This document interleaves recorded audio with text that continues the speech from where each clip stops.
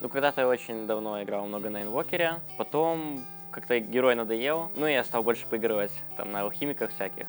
И из-за этого, наверное, и стал больше на коре играть.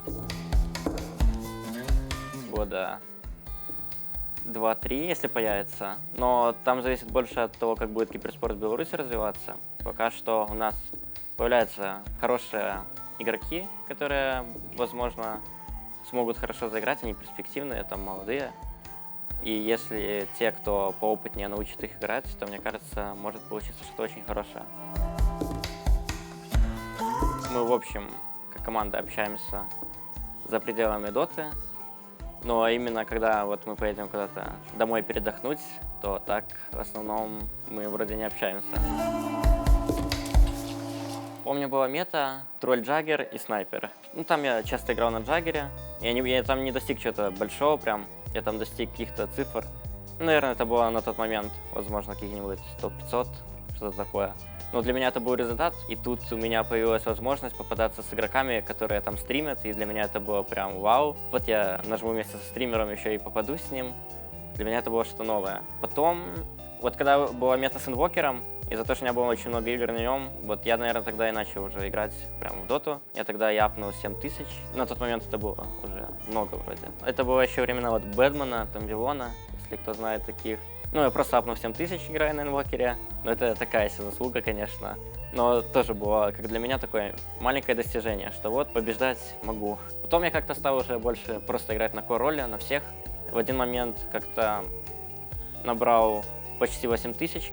Но в один момент у меня что-то не пошло, я словил какой-то устрик, скатился там до 6 с чем-то. Но потом как-то переосмыслил все, подсобрался, ну просто опять начал играть в свое удовольствие, начал играть на просто интересных мне героев, и у меня опять все хорошо пошло. Я потом и 8 взял, и потом как-то вообще без каких-либо преград просто взял 9000 спокойно.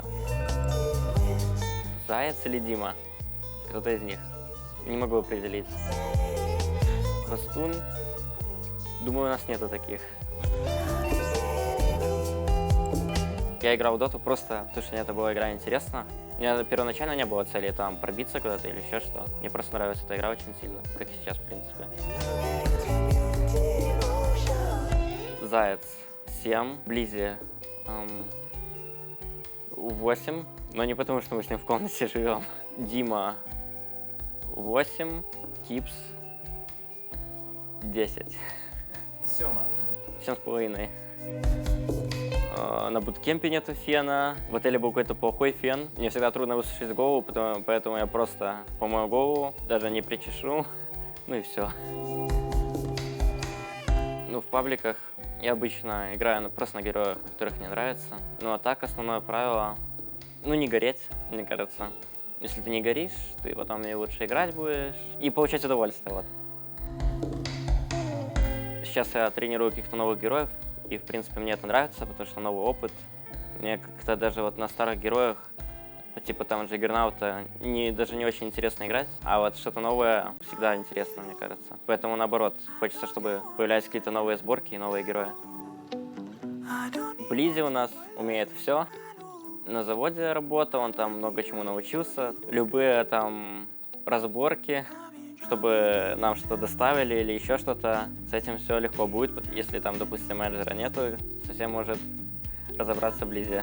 Заяц хорош в шахматах, как я знаю. Дима всегда по всем болезням все знает. То есть, чтобы ни у кого не случилось, он всегда даст совет или подскажет, что надо такое лекарство взять. Сёма любит шутить, и у него это очень хорошо получается. Ну, естественно, на буткемпе компьютеры лучше, чем дома. Я могу поставить и на максималке все. Ну, в общем, на буткемпе намного поудобнее играть. Наушники от телефона. Потому что люблю слушать музыку, особенно в переездах там, не знаю, если мы куда-то летим или просто едем на турнир, когда вот мы уже, допустим, на трансфере прямо на арену какую-то или еще куда-то.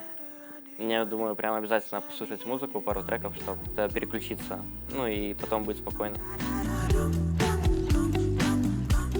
Смотрел я, наверное, там прям вживую 1 Ti. Это, наверное, с Винксами было, да, вроде с ними. И помню, самое скучное, это когда китайцы просто пушили все. И там финал был там, ну, максимум 1,5 часа. Я такой тогда тоже прям подготовился смотреть TI, а его просто не было, можно сказать.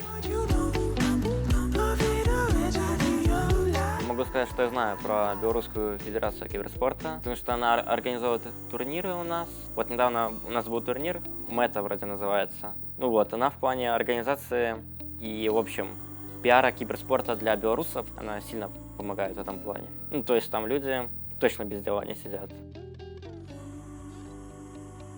Собралось 5 человек, у них прям новое дыхание вместе, ну и поэтому они могут просто выиграть, потому что в СНГ достаточно, конечно, тоже хороших игроков и скилловых, поэтому эти миксы, они тоже достаточно сильные.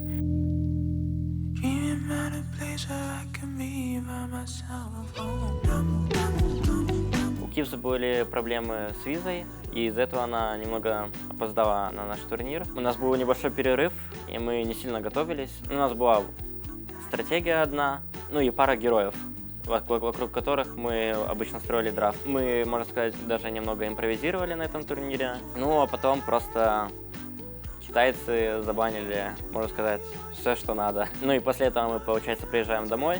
У нас, по сути, никаких наработок нету. Даже начали забывать какие-нибудь дефолтные моменты в игре. Но сейчас мы на тренировках уже все вспоминаем. И поэтому в дальнейшем должны показывать нормальные результаты снова. Матумба. Каспер. Анго. Нави. Рада. Дабла.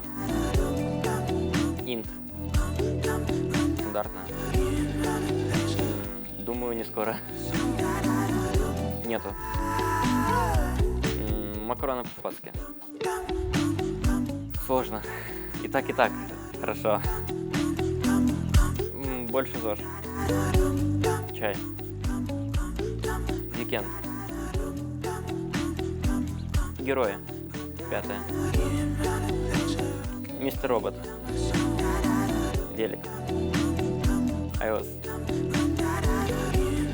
Вообще, когда я был маленьким, я много путешествовал. У меня родители там почти по всей Европе прокатали. Но это мне было столько, что я это особо и не помнил. Да и мне это не сильно нравилось, потому что мне было, наверное, лет 5. И меня заставляли куда-то ходить постоянно, а я ходить не любил особо. Я любил просто дома посидеть. Но так-то я много стран посетил по Европе именно. Всем спасибо за вопросы. Присылайте их еще, мы обязательно на все ответим. С вами была Вега.